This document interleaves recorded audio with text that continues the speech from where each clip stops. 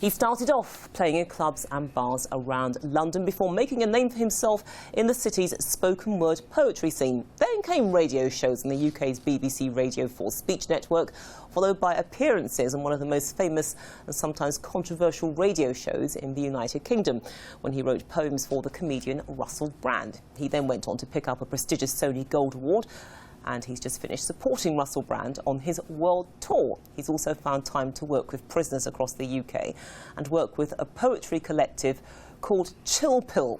Who am I talking about? Mr. G, of course. Before we meet him, have a taste of some of his work. This day, the day that hip-hop lied. That's all others now expected me believe in the lie. That no matter how high I rise, I'm still ghettoized. You never told me about the hard work to fund my hard play, and fund the child support that would fund my baby, and how they keep switching the fashion that leaves me itching to grab them, so my riches you grab by manipulating my mind. In this heaven that you promise, it's only hell that I find. The jealousy I see demolishes communities' minds set to build and abolish the poverty of our kind. Don't get me wrong. I was raised on your songs. I felt so brave and so strong when they blazed for so long, but this phase can't go on. We need to plant some more corn. The lies you feed me, they bleed me and lead me to do wrong. But then I hear your sweet beats, and I remember why. You said to survive on the streets, I had to be wise to all lies. And even if some bear the most familiar disguise, sometimes to keep it real, you gotta criticize the lies. Well done, Mr. G. Yep. You don't look very angry in that, by the way. I'm not an angry dude. You're just, oh, he's an angry dude, man. I'd say you were probably annoyed with hip-hop. Yeah, frustrated. What makes it so frustrating? Well, I guess that, like, as you can see, that, like, I'm from that whole, I guess, you know, LL Cool J, Eric B. and Rakim, Public Enemy era, and so I like the way in which hip hop, I suppose, it encompassed the whole of the human condition, whereas, like, now it's just relegated to describing a nightclub or describing street life. So it's lost its way, basically. Yeah, I'd say, yeah, it's stumbling, you know, and so that was just like my feelings just put into verse. Do you think it can ever find its way back to what it should be, perhaps? Oh, yeah, definitely so. And even when you say what it should be, I mean, the people... Or could be, perhaps. Yeah, could be, right? The people that are doing it now would say that they're doing what it should be now. I think that it's time for, I suppose, like, other voices just to, you know, express different forms of emotions within the art form. OK, let's talk about you, because this is your view on hip-hop, but in terms of your career, you've gone from being a DJ to being a poet, and off-camera you said that at one point you were toying with the idea of being a stand-up comedian. I know, So how do you go from actually doing the DJing to being a poet? Well, what it was, I started off in a DJ collective. You know, we started off in, like, around Brixton in South London, and we were just putting on these nights, and there was one guy, and he wanted to propose to his girlfriend, right? And so he said, oh, can I propose to my girlfriend? I'm like, yeah, sure. And he goes, I want to read a poem. And he goes, I want you to stop the music and have me read a poem.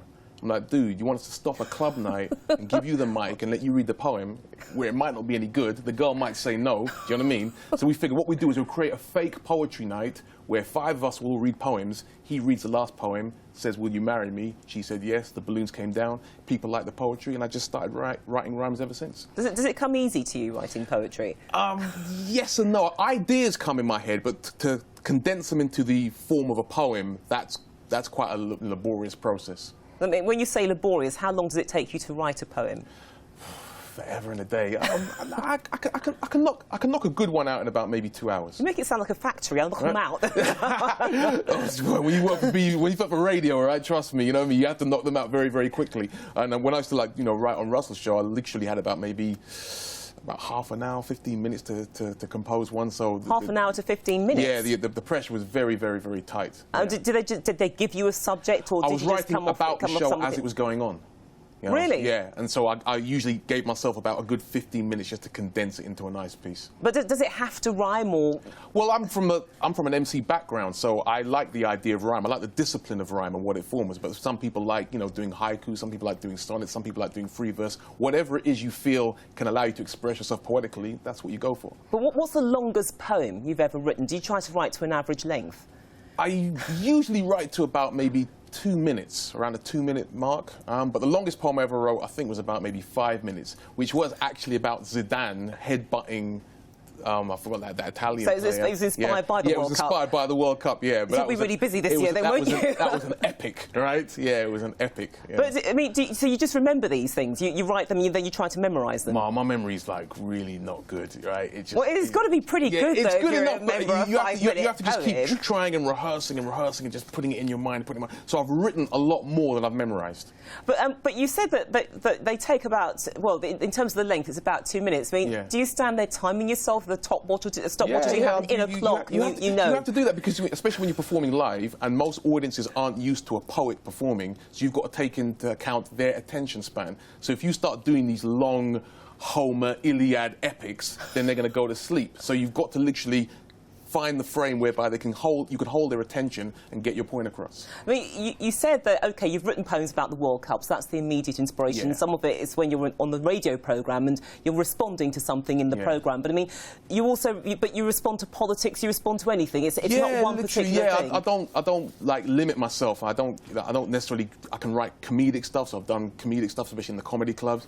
I've done stuff for like news programmes, and then I just write. I write stuff that's like streams of consciousness, whereby anything that just comes into my mind, I just flow with it. OK, so you must have been quite busy when the banking crisis unfolded. Oh, yeah. Right, yeah. Which is my cue to ask you if you care to perform Credit Crunch. OK, then. We used to get credit from banks that could debit with thanks, directly on the monthly that affects how we rank. We used to get credit for cars. Yeah, credit can carry you far. Like a Western movie star, we used to put credit behind bars. Nowadays, we need credit to help pay for the medics to lift the stress from our hearts. When the bailiffs didn't forget quick the credit we spent on our cards. Can I get some credit for this? Can you chip and pin me a credited kiss? I won't abuse you, credit. Please don't refuse me credit, for it's you exclusively, credit, I profusely miss. Play me your introductory tune, see, credit. My baby needs a new pair of luxury shoes, see, credit. Damn, I wish I could just reduce my credit with my debit and forget it exists. And it's really topical as well, because even though the banking crisis, the worst of it unfolded, we're still wrestling, with the aftermath. We're still paying the debt. I mean, you also work with a lot of prisoners as well. I mean, to actually what drew you to this group? I mean, these are often the forgotten men and women. I actually just volunteered at Brixton Prison to just go in there and just do some workshops. And then around the time of the England riots in 2011, I'd written a poem that was like basically expressing my feelings about that. And the warden called me to come in and just speak to the inmates, because everything was really, really restless, because this, London was falling apart basically, right? And so I delivered the poem and I just gave my opinions on what I thought was going on. And I find that, like, through poetry, it just, you can't brag and boast with a poem. Do you know what I mean? A poem is like you're opening up your heart to people. And you find that when you open up your heart to people, then they respond in kind. So actually just sort of like, I won't say I calmed the situation down, but it allowed for an interesting dialogue to occur. And getting people to write poetry as well, because it isn't easy. No. It's very, very challenging. Yeah, because you're faced with a blank page, and the blank page is always shouting at you, fill me, fill me, fill me.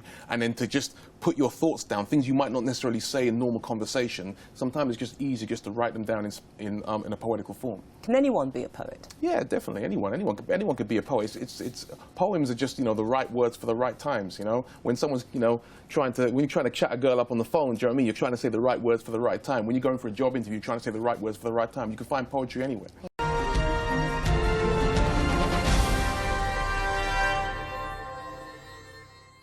So let's return to our culture guest, Mr. G. Yes. Talking about working with prisoners, using their experience to actually open up. And you've said that they themselves make very good poets, but it's not that the fact that poetry is open to everybody. Anybody can do it. Do you think that perhaps people feel alienated from it is strange because it's bathed in too many rules about rhyming couplets, I think iambic pentameters, that people sort just of thing. got bad memories from classroom and English lessons on a Friday afternoon when they just wanted to go out and play in the field, right? That's what they're bogged down by, that whole idea.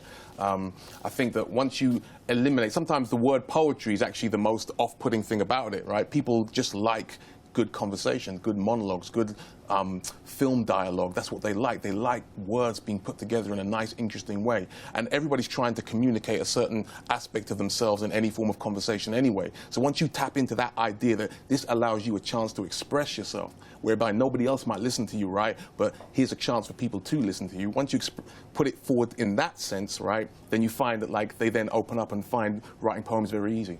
Is that part of the objective of Chill Pill, to actually strip away the rules and to say to people, look, come and join the collective, don't be hidebound, just write what you feel?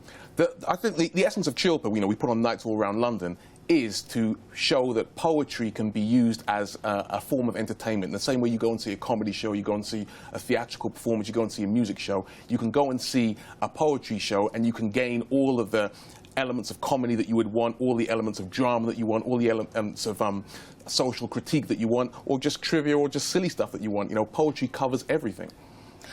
I mean, you've worked with Russell Brand. Yeah. I mean, is he a poet? I mean, we see him as a comedian, but does he have that sort of poet's flair as well? Do you see that in his work? In terms of being a comedian, he's a very articulate comedian. He's on the more articulate, you know, eloquent strand of it. And so he used to come down and perform at, like, poetry nights, you know, this is way before he was famous, right? Just try little bits of stand-up or just little bits of ideas and stuff like that. So was it actual poetry, or was it simply the sort of comic monologue but infused with poetry elements? It was a comic monologue, but again, it would have, like, poetical elements. And so he likes words, and I'm a poet and I like words, and so that's how we sort of, like, we found a common ground in that sense. But then how does it work? Because some people will feel that in some respects, comedy and poetry, they're kind of polar opposites. You certainly can't incorporate them into an act with two people if one's coming at it from one end and the other's. Well, I would say, like, you know, other. a comedian lives for the punchline and a poet lives for the metaphor, right? Either way, we're just trying to get a point of view across. And so I do a little bit of stand-up, so I'll try and infuse a few jokes into my set, but my ideal, you know, the element of what I'm trying to put forward is, here's a poem, listen to this, you might enjoy it. OK, the unfair question. Yeah. The World Cup this week. Who's going to win? Who's going to win? Boy, I don't know. I mean, I guess Brazil's probably going to win, but deep down, I'm rooting for Costa Rica. Right, you know Costa Rica. Yeah, exactly. Okay. I got a bet on them. Costa Rica to win. Mr. Chi, we'll leave it there. Thank you so much for joining us. Thank you very much. You're watching This Day Live. Stay with us.